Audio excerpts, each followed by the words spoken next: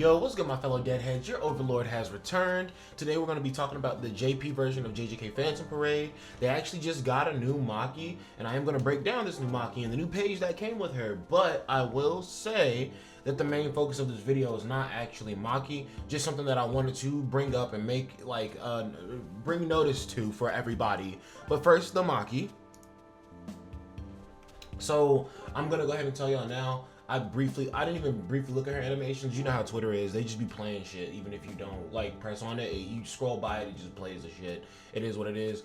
But the fit is trash. I'm sorry, bro. I'm seeing the turtleneck hidden under, but in game, the fit is trash, bro. But the skills look crazy, though. The skills do look crazy. So let's take a look. Come on, dog. This was literally muted. I just want y'all to understand. This was muted since the time I opened this up, and then as soon as I press play, it unmuted. Bro, Twitter, what are you doing? So she's got the kunai this time. She's got the nice little sword combo. She's got Playful Cloud. It didn't show her ultimate at all, but it looks like what's going to be on her banner is the, oh, dude, I can't even remember. I can't remember what this is called. The Fukuoka, something to do with Fukuoka, because it's the Fukuoka students, right? Kaito and Saki Rindo. But let's read over this Maki and then read over the new page they're not showing right here. The page had a tweet, but I only looked for a second, but I still didn't see the tweet. So I'm just gonna go directly to our Bible, the wiki. The last few videos I realized I've been forgetting to zoom in before I start going over characters. But this Maki is an attacker. And guys, I'm gonna go ahead and be honest with you. Once you get past, I'd say we're past the characters now that are all just kind of whatever when they release. Now it feels like we're at that point where the characters are actually all pretty solid or usable in some capacity. Even now in the global version. So every character from this point on is probably a good character. And I can't even really tell you not to summon for these characters, because these characters would be past Gojo and Sukuna and Zone Yuji's release. So you wouldn't really be worried about saving for them anymore anyway. I mean, obviously they could come back during the next anniversary, and also I'm very excited to see what the second anniversary withholds for us. But if the second anniversary does do something like put Sukuna and Gojo back on the banners, right? If the second anniversary does something like that, will our first anniversary have something like that? Since I think our first anniversary will match up with the second anniversary, but I digress. Let's get into it. Unable to recover or consume cursed energy, of course. Skill 1. Deals melee damage to 225% melee taijutsu damage to a selected enemy 3 hits. Guys, if it's a certain percentage and it's closer, I'm just gonna round up and round down at this point. Increases own ultimate gauge charge rate by 35% for 2 turns. Grants flying kunai state to self. What the hell? Is she the 4th Hokage? Does she have flying Raijin? What's going on? And giving yourself 35% ultimate gauge on your basic skill is crazy. That is crazy. Or boosting the charge rate. But being able to just constantly stack this, bruh, what? Additionally applies the following effects when in the following states. Oh, she's like Mai. She has different states for her skills and okay. I'm already kind of digging this. Cutting knife. Increases own critical hit rate by 50%. Something to directly affect critical hit rate. Crazy, because her critical hit rate is already 40%. Then all out full sword. Increases own ultimate skill gauge recharge rate by 15% for 3 turns. So I guess naturally, it gives you this stuff up here, like always. And then gives you the flying kunai status. But if you're in cutting knife or in full out sword, it gives you one of these 2 extra effects, in addition to putting you into flying kunai and giving you the other effects. That's what it seems like. So this is already different because characters we've seen before, they will have skill, like the Mai, she had enhanced bullets or cursed bullet or something like that, right? She had different types of ammo, and depending on what ammo she was on, the shots that she sent changed. Another character that I kind of think of is Gakuganji. He can switch himself from tuning mode to alternate mode or something like that. But there are already cases of characters who can switch their mode, but I think Maki, just off reading her first skill, might be one of the best ones because she has multiple different modes stacked on top of each other, and it looks like you're always going to be in one of them at least. Let's come down here to the second skill. Deals 450 melee taijutsu damage to the selected enemy, so both single targets so far. Increases own taijutsu damage by 35% for 3 turns. Oh, that's crazy. But this one probably has a cooldown to it. Oh, I don't see a cooldown. Usually there's a cooldown on the skills, because they don't cost any cursed energy. Wow, that's crazy. So guys, the original Maki who came out, she had no cooldowns on her skills, and then she got a hidden potential system update, and then she did gain cooldowns on her skills. So I guess for now, this one's flying under the radar, and she'll get cooldowns on her skills whenever she gets updated. But that's crazy to think that a brand new Maki is coming out. She's better than the last one, and she just doesn't have any cooldowns for any of the stuff she's doing. Okay. Increases the damage reduction rate and evasion chance from the heavenly restriction auto skill by 29.7%. So this is the first time we've seen anybody have a skill that can influence one of their passive like states, I guess, right? And I guess zone kind of counts because, you know, the skills you do can have different procs to zone, but like this is the first time we see heavily restriction like this, so that's really cool. Grants cutting knife state to self for 2 turns. So skill 2 gives cutting knife. Okay. Additionally, applies the following effects when in the following states. So if you're in flying kunai, increases on taijutsu damage by 25%. So if you use skill 1 into skill 2, right? You're gonna be in flying kunai. You would have no other states on, but the skill 1 is already good enough. It's already giving you ultimate gauge. It's already giving you, it's already doing like a decent amount of damage, right? But then you use the skill 2, and if you're in flying kunai, you're gonna be getting an extra 25% taijutsu damage on top of the 35% taijutsu damage you're getting. Vice versa. If you do this skill first and then the first skill second, then you're literally just gonna give yourself cutting knife first. You're still gonna boost your damage reduction and your evasion chance, and then you're also going to put yourself in cutting knife, which is gonna increase your critical hit rate of your first skill by 50%, but give you flying. Oh my god, this Maki's cracked. This Maki's cracked. And I could be prematurely saying this, but no, this Maki's cracked, bro. Skill 3. Deals 600% melee taijutsu damage to a selected enemy. Grants all-out full sword state to self for 2 turns. Applies additional effects depending on what state you're in. Flying kunai. Fills ultimate skill gauge by 110. So you're telling me use your skill 1 to boost your ultimate gauge fill rate by 35% for 2 turns, and then instantly use your skill 3 and then fill it directly. What? Increases own critical hit damage by 50% if you're in cutting knife. What's the ultimate, man? I've been curious this whole damn time. Playful Cloud. Okay. Deals 150% range taijutsu damage and 1050% melee taijutsu damage to the selected enemy. The 4th hit is guaranteed to be a critical hit, and it fills your own ultimate gauge by 110. Oh no. A self-replenishing ult? She's looking like an ult spammer. Wait a minute. Bro. I think this Maki might be disgusting. I can't front of you. Just from reading this Maki right now, this looks like a character that I want to summon for to replace like Gojo or something and use her with like Sukuna. This looks like her damage and her ult spam looks that crazy. And I know she doesn't have AoEs and everything, but like me personally, I think that the single target damage she's gonna do and the skills that I'm gonna be able to spam with her. I mean, like, bro, this is gonna sound crazy. She's not the same as Gojo, but when it comes to using skills, she's basically the same as Gojo. If you think about it, Gojo's skills have no cooldowns and they only cost 1 cursed energy, and he always has the cursed energy to do them. And then if you think about it, Maki's skills have no cooldowns, so she never has the cursed energy. But since there's no, or not cooldowns, but has no cursed energy cost, and she has no cursed energy at all, so she can just spam them whenever she feels like on repeat. If you think about it, her and Gojo play very similarly.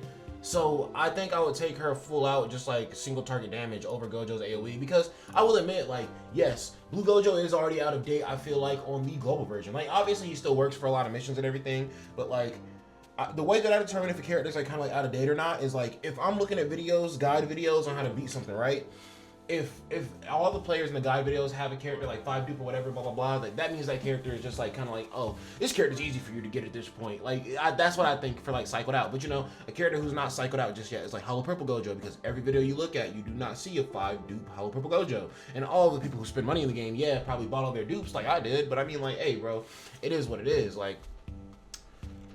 But I think this Maki is incredible. Increases own and combo allies damage dealt by 22.2% for 2 turns. Ooh, 2 turns. Okay. And then also, we finally get to see this magnificent passive. Early Bird gets the worm. At the start of each wave, increases own taijutsu damage by 10% for 2 turns. Decreases own damage received by 7% for 2 turns. Honestly, bro, how much I saw in her kit earlier, I'm cool with it. Like, she's an attacker, bro. Just having extra defensive capabilities is whatever. Honestly, as I was reading her, I was like, yo, you seem like you'd be a crazy-ass tank, too, low-key. Just because you have the evasion chance, the damage reduction built in, like, I don't know, bro. Heavenly Restriction. At the start of each turn, increases on taijutsu damage 1 turn / the fewer enemies in the wave, the greater the boost. The greater the boost. Oh, you boost your taijutsu damage for 1 turn, and then it's saying the fewer enemies in the wave, the greater the boost. I see. If there are 4 enemies, you only boost your taijutsu by 10%, 3 enemies 17.5%, 2 enemies 25%, 1 enemy 30%. At the start of each battle, recovers 2% of own HP at the start of each turn, reduces own damage received by 8%, and evades enemies' attacks with an 8% chance. Guys, I already said it. I think that this Maki is absolutely cracked. She seems ridiculous. She seems like her single target damage is going to be there. She seems like she has the survivability she needs. She just seems ridiculous, bro. She has a good passive that's activating at the start of each wave. Her heavenly restriction is very specified and has different effects to it that can be boosted. She has healing built into her shit. Like, dude, she's got big damage. You can just tell by how all of her skills are set up. She has constant ult boosting, and she doesn't have an ultimate where she does her ultimate and it can't be filled up for a few turns. But yo, she is absolutely incredible. I think she's 10 out of 10, bro. Not 10 out of 10. I'm not using her, obviously, but I think she's incredible. We have this new page called Gold Rush. Yuji and Nobara being a pair of goofs. I do like this. I do like this quite a bit. Because, like, Yuji's got hands, but Yuji's actually stupid. So, like, he's really trying to figure out what the hell that is. And, like, Nobara is mildly stupid. So she's kind of sitting there like, yeah, I can try to pretend. She's 50-50 probably thinking right now, like, yo, what is that? Or I can just make this man, Yuji, lose his mind over how stupid he is, because I can trick him right now, right? But when command skills or ultimate skills are activated, increases own break damage by 30% for 2 turns. Ooh. If the equipping character is blue, additionally increases break damage by 20%. Oh, dude, that's crazy. That's kind of evil right there. Blue breakers back in the building? What the hell? Yo, if they want her to be the crazy, like, breaker for Sukuna, or honestly, you can put this on any other secondary blue DPS, I feel like, and just give Sukuna an excellent breaker unit right beside him. I feel like that's where I'm really seeing this page's value. You can put somebody on a team with Sukuna and turn them into a crazy breaker, even if they probably weren't, because they can get 50% break gauge right here off of this. And you only get 10% extra break gauge and 20% right here. If you only have the page, like, no dupes at all, I do got to make sure to read that one, because this is not a free-to-play page. This is a standard banner page. So this is on the Maki banner, I guess, or maybe it's on a separate banner from the Maki, because the Maki has an old page on her banner. If the attacked enemy is in a break state or enters the break state after the attack, increases own damage dealt by 20% 2 turns 1 time. Nah, I can't front. This page seems pretty solid too. Like I said, it very specifically gives you what teams I think sometimes don't have, and that's a good breaking unit, right? Whereas it feels like other games you want like a good defender and an attacker and a supporter. This game it feels like you want a good DPSer, a good supporter or debuffer, and then a really good breaker or something like that, right? Because every fight you go into, the boss has break. Like, let's be real. And that break state always saves your ass in those missions. But that is it for going over the Maki and the new Gold Rush page. Now to talk about what I really wanted to talk about. Really, all I wanted to say was JJK Phantom Parade might be crashing out pretty soon here, because, like, I really had to think about it. I'm like, bro, they're showing off this Gojo image right here. And honestly, the Gojo that we got is not the Gojo from the Shibuya incident, if y'all think about it. The one that we got for the anniversary, yeah, no. That's not the Gojo that we got. The Gojo that we got was probably more comparable to the Gojo who was showing Yuji how domain expansion works at first. And he went to go grab Yuji while he was fighting Jogo and then brought him back. And then he used that shit. Like, that's what that Gojo seems like. But I do just want to bring up an interesting theory. They very specifically show this Gojo, and if you guys have not watched the second season of the anime, that is your fault. I do not care. But the second season of the anime reveals that, like, Gojo didn't know that Geto's body was being used by Kenjaku, and, you know, the whole season was riding on the fact that Gojo would see Kenjaku and a very specific condition will be met for him to be sealed away in the prison realm. Okay, cool. So I say this Gojo doesn't use Hollow Purple. He doesn't use Blue, obviously, right? This is the Gojo from the scene where all the curses drop all those humans, and this man has to use the 0.2 or 0.02 millisecond or 0.02 second, because that would just be the millisecond, right? 0.02 second domain expansion, so that he did not permanently damage everybody in the subway, but instead he can momentarily, like, just fuck the curses up and go and get rid of all the cursed spirits that were about to flood all the humans and everything. But since this Gojo is more physical, more hands-on, I'm thinking that maybe this Gojo could be the first adult Gojo who does not have a turn counter and actually stays the entire time, but maybe he has, like, a caveat where he can't be put on teams with Getos, or something like that. And people might hate that, but even still, it makes sense because Geto is the one, or Geto's body is the one that triggered his memories and put him in the prison realm. So if he could not be on a team with Geto, or he cannot fight Geto bosses, or even or honestly, I just think no turn limit. At this point, I can understand Gojo with Red having turn limits because Red is absolutely overpowered. Like that shit is pretty much almighty push, but in a condensed spear, and you're just shooting that shit off, right? Then you have Hollow Purple. Hollow Purple is even worse of an attack. So Hollow Purple is a type of thing where like Gojo uses that once and then he's just like, all right, bro, I'm out of here, like, because he did do that in the actual sister trading arc event, blah blah blah. But literally, this Gojo got sealed away. He never really left or anything. And this Gojo was supposed to be going like full throttle because they sent him in alone to minimize the number of casualties. So this Gojo is meant to be full throttle, full hands-on. I feel like this Gojo should not have a turn counter, or just have a very specific, like, okay, he has to leave now condition, right? That can be avoided. But if not avoided, then he goes away. And if Geto's on the team, that works. You know what I'm saying? And honestly, I guess it wouldn't really work with Geto. Kenjaku would have to be a unit in the game. But we'll wait to see when we get that. Will they release a Kenjaku as a character? Or they release Kenjaku in the... Oh, we're about to find that out, huh? Oh, I can see it now. We get this Gojo to drop. We get Kenjaku to drop. And then we also get Dagon in the Phantom Metal Shop. I'm calling it now, chat. But also... I just want to say, if you think that this is not confirmation that like a Gojo is coming or something like that, bro, this right here, do y'all know what this is, bro? This is the scene from the anime. This is literally the scene from the anime where they're like, what do you think of Satoru Gojo? And everybody's like, oh, he's an idiot. He's foolish. He's stupid. But then then she goes, but... And then you hear Toto like, he's the strongest though. And then literally you can hear audio of like Yuji talking. He's like, oh, Sensei's the strongest. So like, yes, they are definitely looking to pump out a Shibuya Gojo probably really soon here, especially if they're doing like the little teasers like this and everything.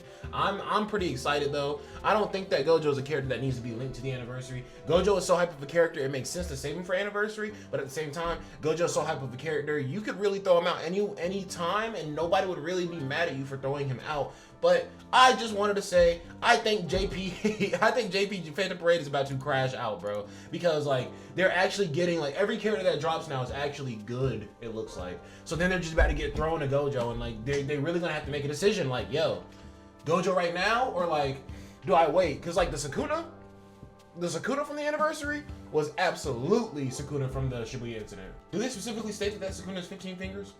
You know what? I don't know. But nonetheless, if you guys enjoyed the video, go down below and leave a like on the video. You can also comment, let me know how you felt directly about the things that I'm talking about here. Do you think that JP is about to crash out and drop us a Shibuya Gojo after we got Anniversary Gojo and make Shibuya Gojo the best damage dealer in the game and just cheese Sukuna out anyway? But I will say though, the first Gojo that dropped was blue. The second Gojo that dropped was green. The third one was yellow. The fourth one is red. If they want to follow that cycle, I don't know how wise that's going to be, because Gojo would directly replace himself and probably the new Maki, who I just glazed up for having like incredible capabilities. And you know, Gojo, but this would probably be a single target Gojo as well. So maybe he does replace Maki. I don't know, but they could make him any different color that they wanted to. They cannot make him red though, because come on, mono red, you're using domain expansion Gojo. Let's be real. Let's be real. They can make him blue. It will replace Maki. It would suck, but at the end of the day, it is what it is. And if y'all happen to get Maki's page, then you can make him a crazy break unit for Sukuna as well. If he's green, who would he be replacing? Mekamaru, I guess? The new Mekamaru, or I'm sorry, Murata Koichi, I think is Mekamaru's actual name. And then, who else? Yellow? I mean, yeah, you can replace, you know, young Gojo, maybe Zone Yuji if you wanted to, but that's enough of my speculation. We'll have some more videos later today for you guys, but again, hope you did enjoy. Hope that you are ready for the Peak Timeline event to happen on Global, and I love you guys. Peace out.